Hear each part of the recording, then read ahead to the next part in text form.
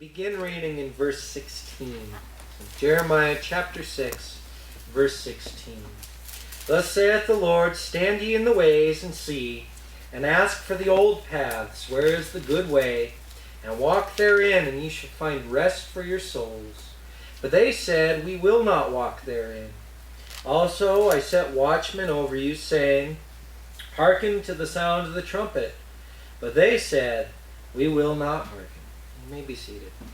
We open up here in Jeremiah chapter 6 this morning, really in the middle of a thought. And we're just pulling a thought here out of these couple of verses. But as Jeremiah is proclaiming the word of God to Israel, as he is declaring to Israel God's judgment, his reasons for judgment, he tells them, stand in the ways and see, and ask for the old paths, where is the good way. And the question that we will be pondering this morning is, what are the old paths, and why should we follow them? I'm sure that if you've been listening to sermons for any amount of time, you've probably heard a sermon on the old paths. You've probably heard a sermon on these exact scriptures. Right? It's good for us to be reminded every so often the path that we walk. It's good for us, especially during this time of year, with the elections on Tuesday, something like that. The elections coming up, the world in an uproar, trying to find some new way, trying to find something that hasn't been tried before, something that hasn't been done before, because what we're doing isn't working. It's good to remind ourselves what it is in this life, the path that has been set before us, one that leads to life, and two that works, right? The first thing to consider about the old paths is that they were established by God. Let's turn over to Genesis chapter 12.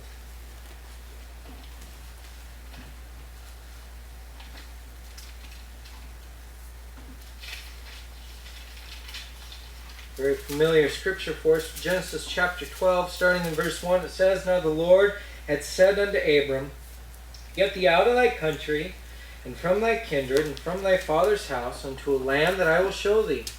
And I will make of thee a great nation, and I will bless thee, and make thy name great. And thou shalt be a blessing.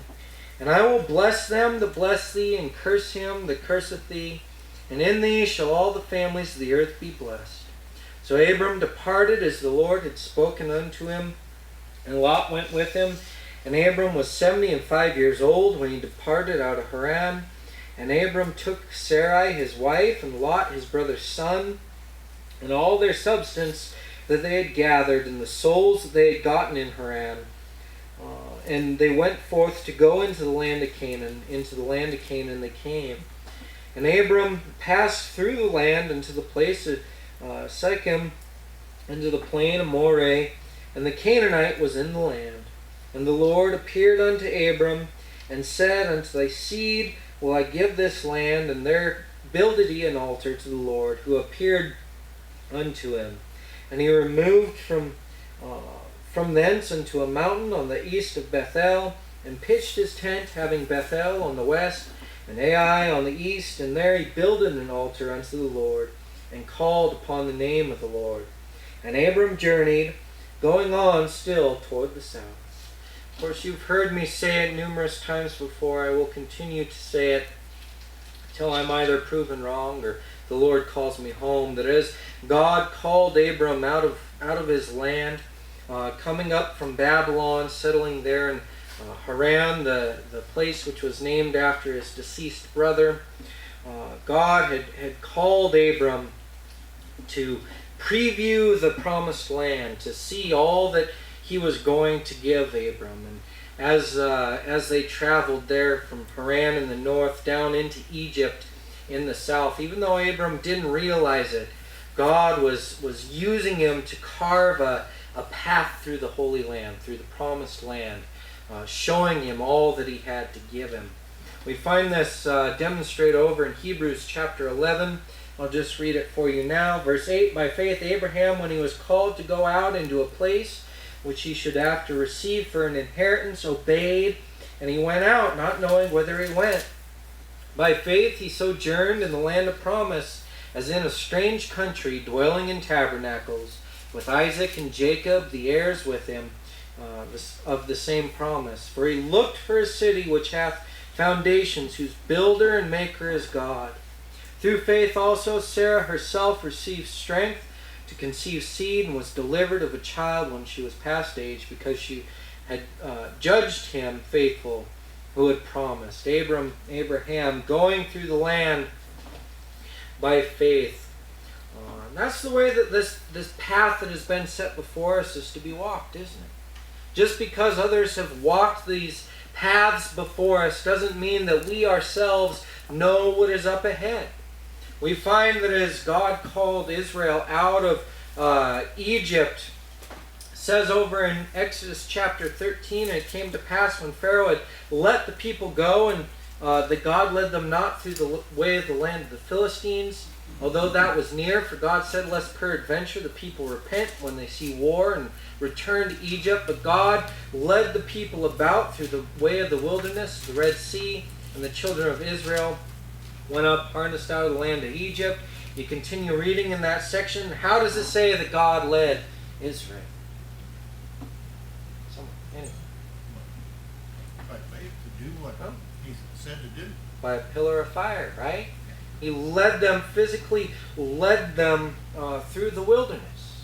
And as they were going through the canyons leading up to the Red Sea, the host of Israel couldn't see where they were going.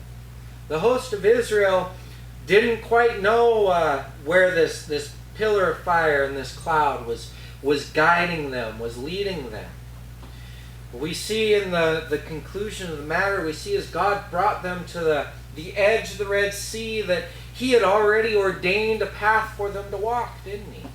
He had already chosen the way that they were going to go, the means by which they were going to be delivered. This path is kind of like God looking at one of those mazes, right? You see those little circular mazes, and as you trace along through the maze, as you discover the route that's already been plotted from the middle to the outside, or from the outside into the middle, you're looking at it from a top-down view. And it's easy for you to pick out the right path, the way to go. But put yourself inside of that maze, right? Now you have walls up on either side of you. And as you're walking forward, you see another wall ahead of you, and you might see a passage to the left, and you might see a passage to the right. But it gets a little bit more difficult, doesn't it? Because you don't know if you go right or if you go left, which way is going to lead you out of this maze. Some of the fun of corn mazes, isn't it? We missed the one this year that they have, and I'm sure with all this corn that's been planted in the area that y'all have a lot of corn mazes that crop up. But put yourself into those mazes, right? We don't know where exactly we're headed. We don't know the path, where the path is going to lead us. But we trust and we believe that these paths that we walk, they have been established by God. And in trusting that they have been established by God, we trust and we believe that He knows what He's doing. When we can't see past the next wall, past the next corner, we trust and we believe that God not only knows what is lying ahead of us, but He knows the exact path that He has laid before us to get to where He wants us to go. What is it that the psalmists say? That he leads us through the valley of the shadow of death. We don't fear evil because His rod and His staff, they comfort us. He's there with us, walking with us as we continue on through these paths. The other benefit of the old paths, as opposed to new paths as to opposed to forging our new a new path. That along the old paths, all the landmarks are already well known.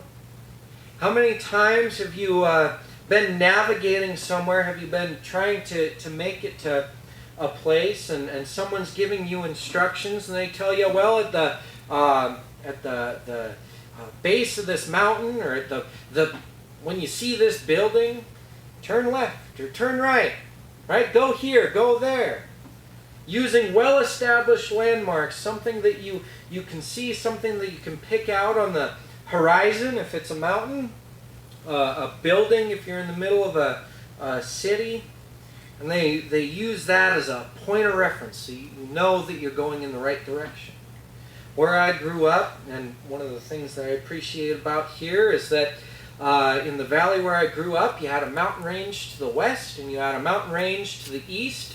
And it didn't matter how many times you spun in a circle, because when you stopped spinning and you opened your eyes, you could look and you could immediately find where east or west was because of the mountains that were there.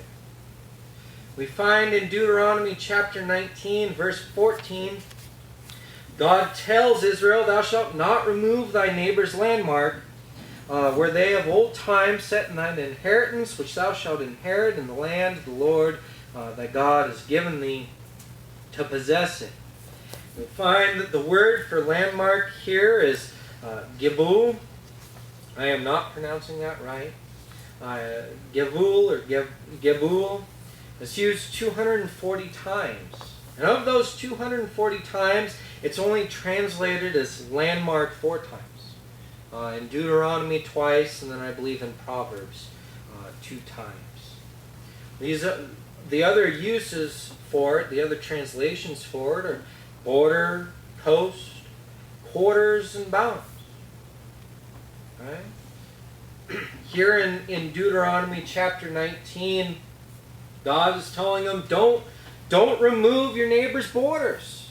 Don't push them back. Don't do anything to mess with or to violate these borders, to violate these landmarks. Why?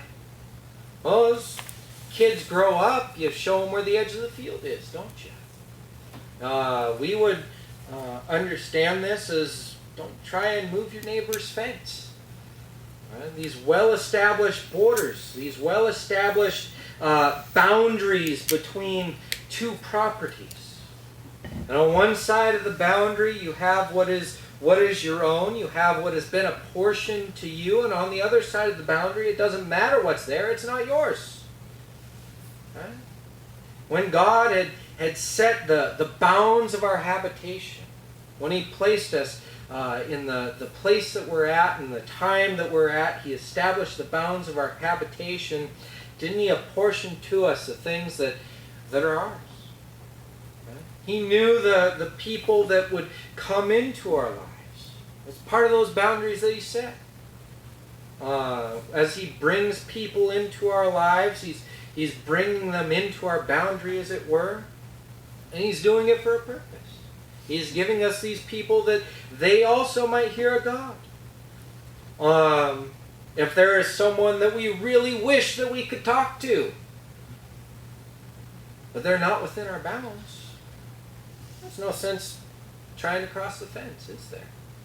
We can force our way into conversations. We can try and force our way back into people's lives. We can try and cross those boundaries that have been set before us. But brothers and sisters, the boundaries are there not out of cruelty, not to create a prison for us. They're there for our benefit, aren't they? I think of like the fences, the railings that you see crop up at the edge of cliffs.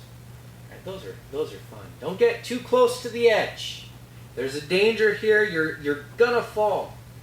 Something bad will happen if you continue going on, if you continue pushing past this boundary. If you step off of the path, as it were.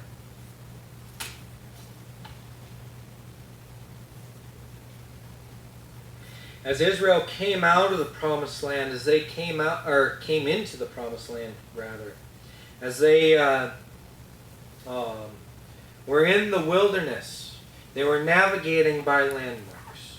One of those landmarks was the rock of Mount Sinai. It's one of my favorite biblical landmarks. I don't know about the rest of you. That stone which represented Christ. That stone which stood at the base of Mount Sinai was there for everyone to see. If you see pictures of it, you compared to the size of a person, you realize it's a very large rock. It's not just a little stone. It's massive. I think it's 50-odd feet tall. Very large stone. Very prominent in the area. Everyone can see it for miles around. Do we know Jesus as a landmark? Do we know Jesus as a bimarcation that we are in fact walking on the right path? As we go throughout our lives, as we continue through our lives, Jesus is that landmark which stands front and center in our vision. And we know that we are straying off this path. We know that we are turning off to the right or to the left. When we can't see Jesus ahead of us, don't we? Because our eyes should always be fixed on Him. Always be fixed on that stone which has been set, which has been established for us. He's a well-known landmark. And He's one that we can faithfully head toward and know that no matter what might come up against us, that we're still heading in the right direction. Joshua chapter 4, we will turn there. Some of these scriptures I'm not turning for just for time's sake, but we will turn over to Joshua for a couple of verses here. Joshua chapter 4 and verse 7 reads, "Then ye shall answer them that the waters of Jordan were cut off before the ark of the covenant of the Lord. When it passed over Jordan, the waters of Jordan were cut off, and these stones shall be for a memorial unto the children of Israel forever. And the children of Israel did so as Joshua commanded, and took up 12 stones out of the midst of Jordan, as the Lord spoke unto Joshua, according to the number of the tribes of the children of Israel, and carried them over with them into the place where they lodged, and they laid them down there. And Joshua set up 12 stones in the midst of Jordan, in the place where the feet of the priests which bore the ark of the covenant stood, and they are there to this day." Landmarks aren't only there for our direction, are they? They're there as means of remembrance. You see this landmark, remember what it was that occurred. When anyone who looks at that rock at the bottom of Mount Sinai now, they see it split straight down the middle. It is a token for their remembrance of what God did for Israel there in the wilderness. As Moses went up to that stone and he smote it with his staff, and it split in two and waters poured out from it. It's a landmark of remembrance for all who look upon it of what God did. As we look to Jesus, not only is He an indicator that we are headed in the right direction, He is also a symbol of remembrance for us, reminding us that we were sinners, that we were without hope, that we were without security, that we were without life until He was broken for our sins. Joshua set up these 12 stones there in Jordan as a mark of remembrance of God finally bringing them into the promised land. We look at the Lord's Supper as a landmark for us, as this token of remembrance. We look at the cross for the same. We also find that all other paths lead to destruction. Just as The paths, the old paths that have been established by God lead to the land of promise, as it were. All other paths lead us off to destruction. Jeremiah chapter 18.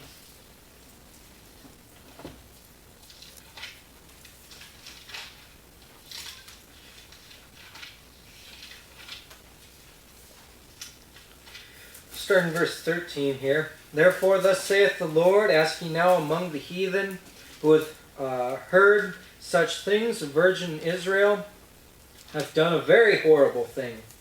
Will a man leave the snow of Lebanon, which cometh from the rock of the field? Or shall the cold flowing waters that come from another place be forsaken? Because my people hath forgotten me. They have burned incense to vanity. They have caused them to stumble in their ways from the ancient paths, to walk in paths in a way not cast up, to make their land desolate, and a perpetual hissing. Everyone that passeth thereby shall be astonished and wag his head. I will scatter them as with an east wind before the enemy. I will show them the back and not the face in their day of calamity. We'll just stop there. We see this in action in our world today, don't we? All these new ways of doing things. The new way of men and women both working outside the home, children going off to the government-funded schools.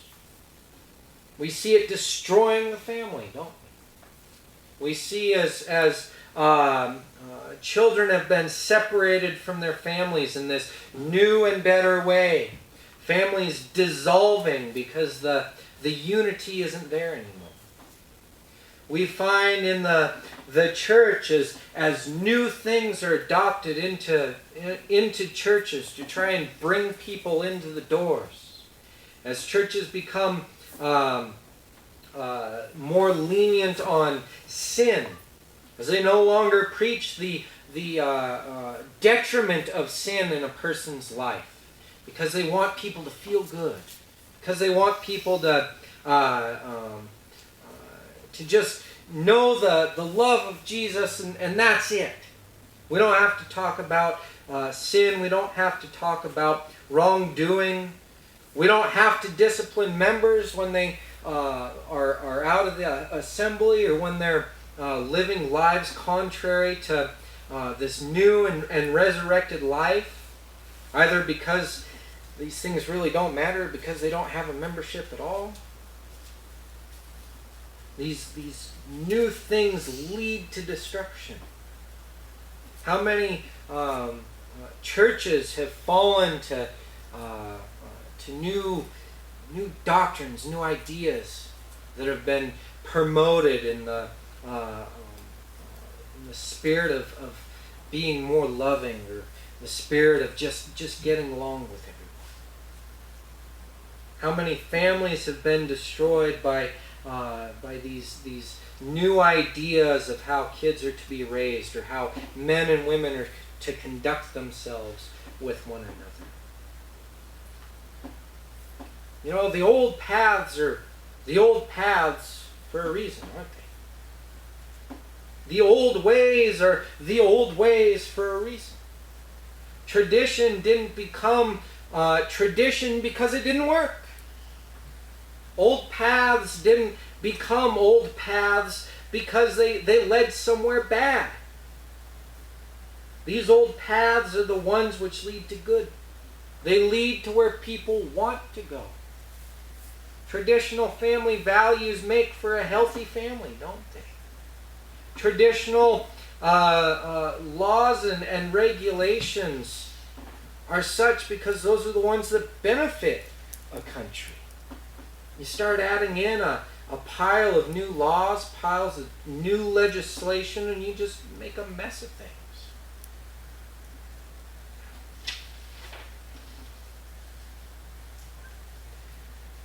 We should encourage one another. We should encourage those who don't know that,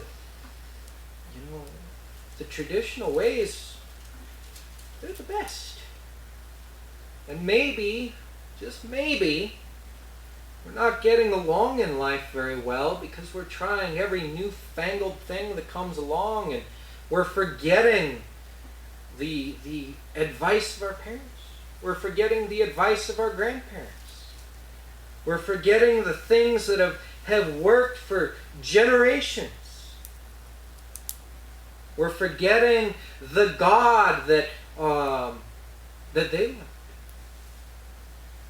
We're trying to find peace and prosperity in unproven ways. The old paths, they do lead to where people want to go. Only a few more scriptures. Let's turn over to Psalm 25.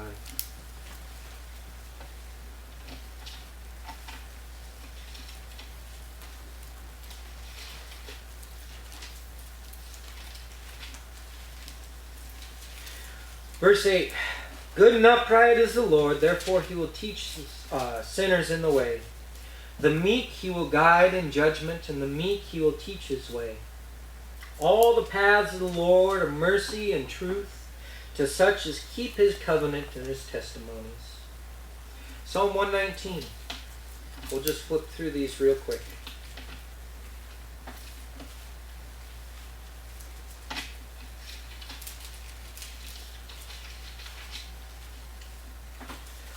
One 19 verse 30, I have chosen the way of truth, thy judgments have I laid before me. I have stuck unto thy testimonies, O Lord, put me not to shame. I will run the way of thy commandments when thou shalt enlarge my heart. Teach me, O Lord, the way of thy statutes, and I shall keep it unto the end. Give me understanding, and I shall keep thy law. Yea, I shall observe it with my whole heart. Make me go in the path of thy commandments, for therein do I delight. Proverbs 3.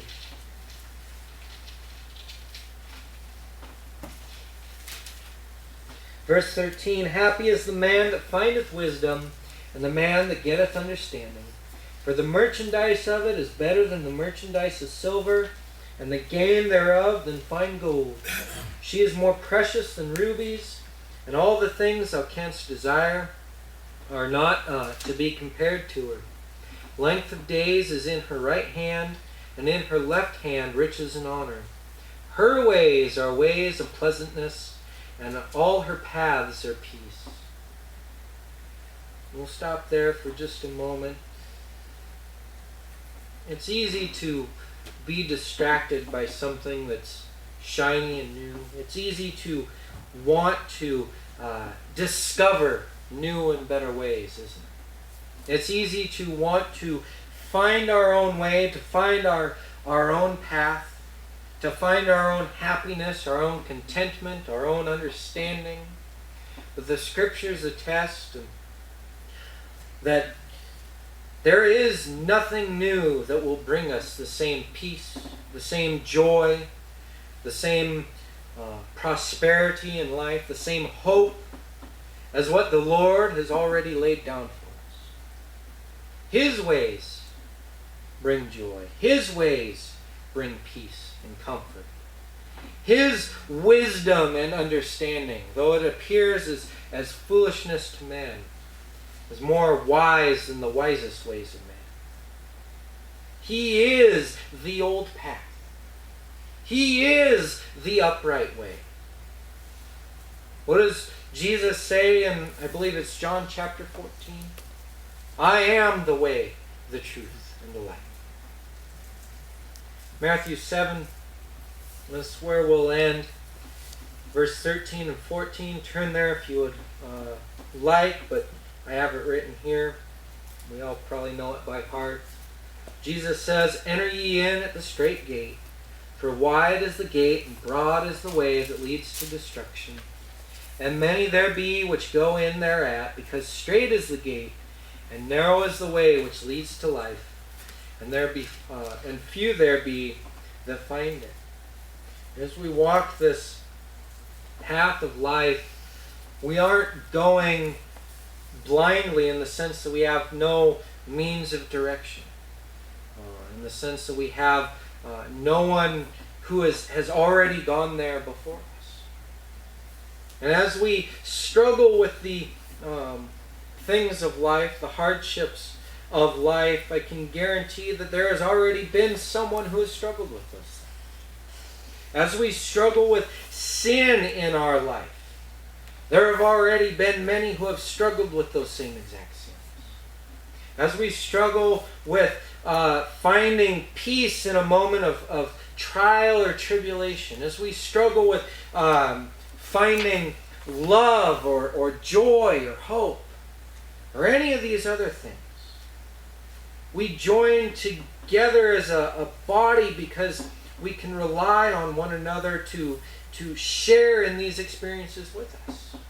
We can find someone who has dealt with, who has struggled with the same things that we ourselves find tribulation in. And we can point one another to the old paths, to the path that has already been tread, to the way that will lead to what it is that we're looking for. We can find the old path when we have lost it just by asking brother or sister. Right? Just by asking one another, hey, I feel like I'm getting off here. Where is the path? You know, that's one thing about old paths.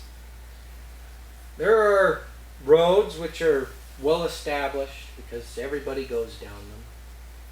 There are landmarks which are easy to pick out and find because they're really unmistakable from the horizon. But this life has a means of winding us through some old paths that aren't always walked down very often. Right? They get a little overgrown, don't they? We get into a place in life where it's hard to see anything, let alone a prominent landmark. As the fog sets in and we can't see the horizon anymore, or as we wander through a dense jungle, as it were, with vines catching our feet, with trees obscuring our view, there's still a path to be found, isn't there? There's still landmarks there. Just because we can't see them immediately, just because it feels like the world has closed in around us and we don't know anymore where it is that we're going. You know, even when no one else has walked the path that we ourselves finding ourselves on, we can always reach out to Christ. We can always reach out to God. And we can trust Him to lead us and guide us as He led Israel through those canyons to the Red Sea. And when we find ourselves, when we find our path crossed with a immovable obstacle, just as God parted the waters for Israel, twice, the Red Sea and then again in the River Jordan, we can trust that He's led us to that point. The path has gone to the edge of that cliff or to the edge of those waters. We can trust that there is a way through, that the path continues on. Because these paths have been established by God not to lead us to nowhere, but to lead us to Him. That's all I have for you this morning.